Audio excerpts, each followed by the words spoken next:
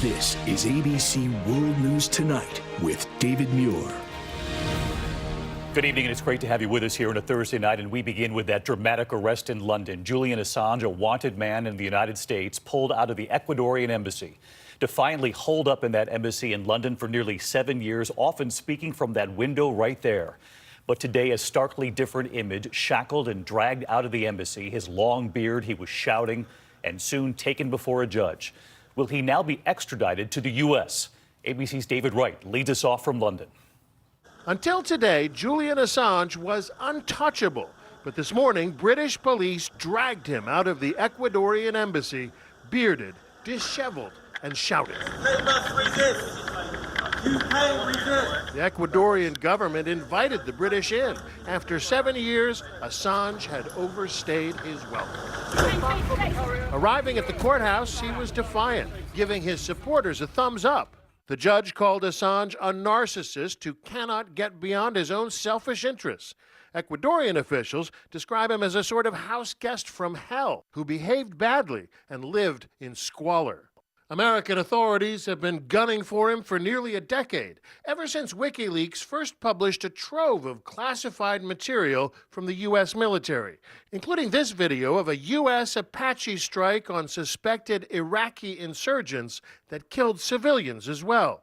It was stolen by Chelsea Manning, a former American soldier. The U.S. indictment accuses Assange of helping Manning hack Defense Department computers. Assange's lawyer today tried to make the case that he's a journalist.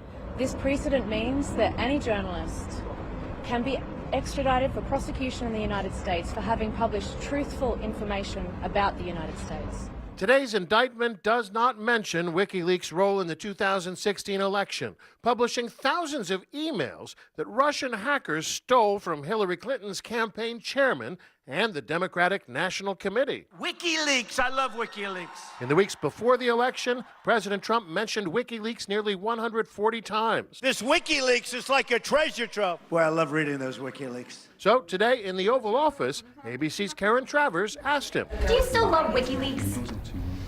I know nothing about WikiLeaks. It's not my thing. And I know there is something having to do with Julian Assange. I know nothing really about him. It's not my deal in life. President Trump just today. So let's bring in David Wright from London tonight. And David, the U.S. now wants Assange extradited back here to the U.S. to face trial. What are the next steps? Well, he's scheduled for his next court appearance May 2nd, David. That's in 3 weeks' time. His lawyers have made it clear that they want to fight extradition. They have several avenues open to them. Bottom line, this could take months or even years. David? David Wright leading us off tonight. David, thank you. Back here at home tonight into that monster blizzard hammering the center of the country right now, turning deadly tonight. The storm raging across 18 states and then the system moving east. Chicago and the Northeast will feel this. Treacherous driving on the roads in Monticello, Minnesota. Look at that. Snow piling up from the slow-moving storm in Rice Lake, Wisconsin tonight. In fact, tens of thousands are without power tonight. Thousands of flights canceled, and the images are really something. ABC's Alex Perez is in St. Cloud, Minnesota for us. Tonight in Minnesota, treacherous blizzard conditions with pounding hail. In neighboring Wisconsin, wind and heavy snow slamming towns, this monster record-breaking storm pummeling the Midwest and turning deadly tonight. One person killed in a crash near the Denver airport. Also in Colorado, a state trooper was injured when his car was hit by another driver. On the ground and in the air, chaos. Thousands of flights grounded or delayed in the last 24 hours. This as whole communities are in the dark tonight. Downed power lines there on the left, about 25,000 without power in Minnesota. Shaky power lines amid the roughly 4,500 power outages in South Dakota. Some interstates shut down. Many are still trying to reopen. The Sheriff's Department in South Dakota with this warning. The roads are terrible.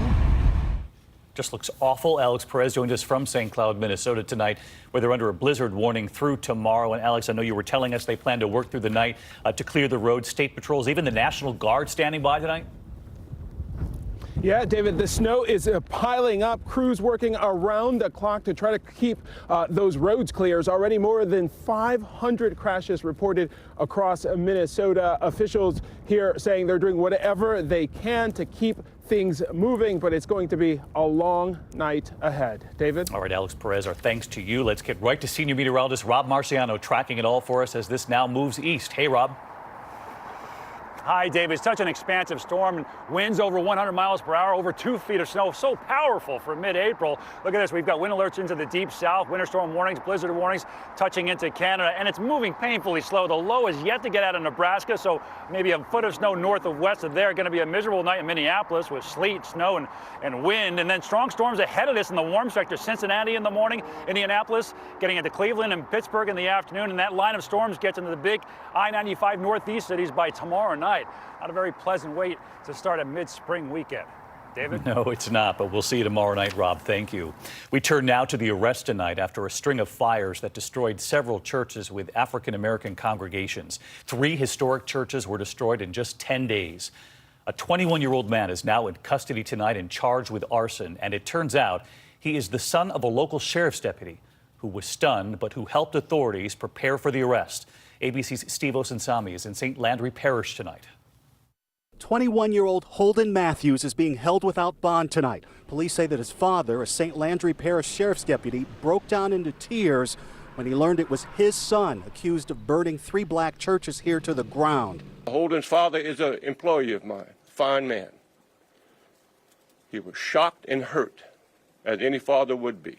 The clue that led federal and state investigators to the deputy's son was a red gas can found at the 3rd fire on April 4th. All stations, we have a church on fire. Authorities traced that can to a local Walmart and say that receipts and surveillance videos show Matthews buying the tools he needed to start the fires. They say surveillance video shows him driving his father's gold pickup truck at each location.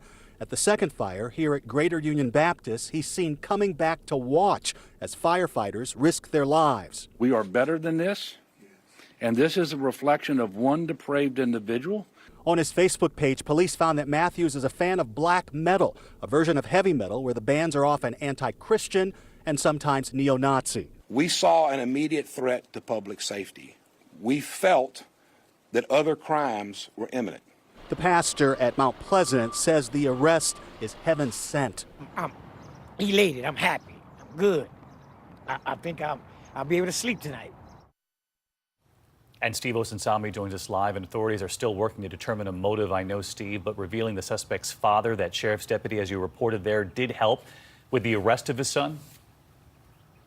That's right, David. The deputy worked with his boss to get his son out of the home so that they could make the arrest without hurting anyone else inside the home. He has not yet entered a plea in this case at this time. I'm standing in the middle of what's left of the first church he's accused of burning down.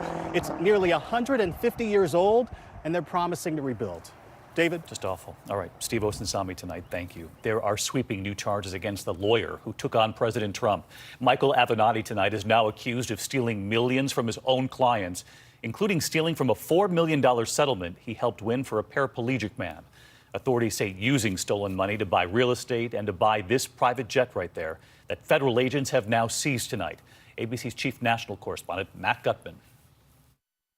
Michael Avenatti famously crowed that he won millions for his clients.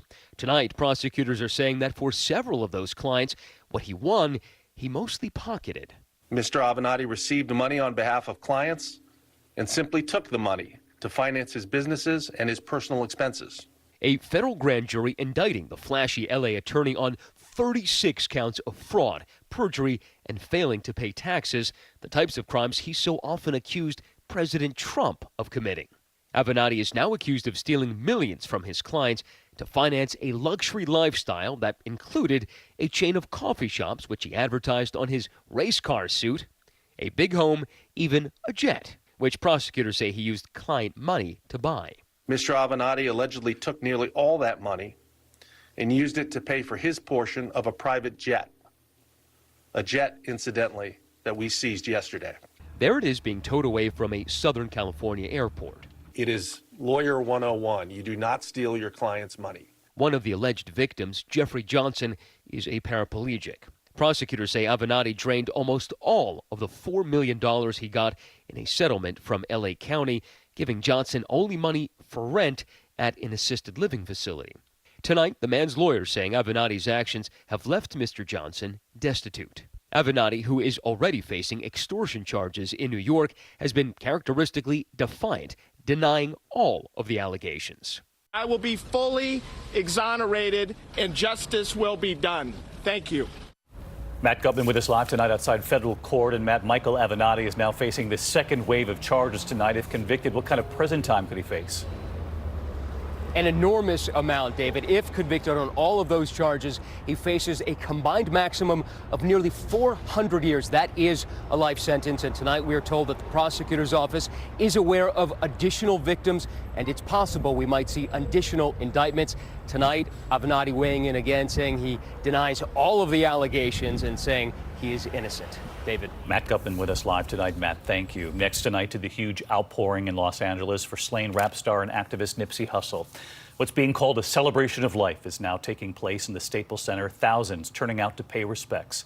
An outspoken advocate for ending gang violence, he was shot and killed in front of his clothing store. President Obama paying tribute in a letter writing Nipsey saw potential, he saw hope. His family tonight describing him as a superhero, saying he made the world proud. Now to the passenger jet making an emergency landing here in New York City. The American Airlines flight to Los Angeles returning to JFK after the pilot reported hitting an unknown object during takeoff. The left wing was damaged. The FAA is investigating tonight. We turn next here to California. The couple missing for days in the mountains. Footprints were the first clues to get to them, and then a nighttime fire seen from the sky leading to the rescue and the so-called life straw they used to filter out parasites from the water to survive. Here's ABC's Will Carr. Tonight, a first look at the harrowing helicopter rescue of two hikers stuck in pitch black, perilous conditions. Rescuers spotted a fire sparked by the hikers who'd been lost for almost 5 days. Feels good? Yeah. Amazingly, both were in good condition, but were stuck between two waterfalls on one of the most dangerous mountains in the United States. We just lost the trail. Eric Desplinter, a former National Guardsman who served in Afghanistan, and Gabrielle Wallace set out for a day hike last Saturday. We tried to descend through a valley, but that valley was more treacherous than we thought. These are experienced hikers, but this is rough, rugged terrain where one wrong turn can prove fatal. For days, search teams scoured 19,000 acres, finally finding footprints. Both hikers were airlifted to safety and reunited with their families. We're very grateful to be found. To survive, the hikers say they rationed their food. They also use what's called a life straw. You stick this in water in the wilderness and it removes both parasites and bacteria. David. We're just glad they've been found. All right, Will, thank you. Tonight, a White House counsel from the Obama administration is now facing criminal charges that came out of the Mueller investigation. A grand jury has now indicted Greg Craig for alleged violations of foreign lobbying laws for his work in Ukraine. Craig, in private practice since 2010, denies the charges. And an Israeli spacecraft bound for the moon suffered engine failure and crashed just moments before touchdown. The spacecraft was launched on a SpaceX rocket, Florida, in February, sending back this last selfie just 14 miles from the surface. The disappointment clear on the faces of the Israeli scientists. Prime Minister Benjamin Netanyahu tonight saying they will try again. There is still much more ahead on World News Tonight this Thursday. The emotional news conference we witnessed today, the MSU student coming forward. The young woman describing what she said former members of the basketball team did to her.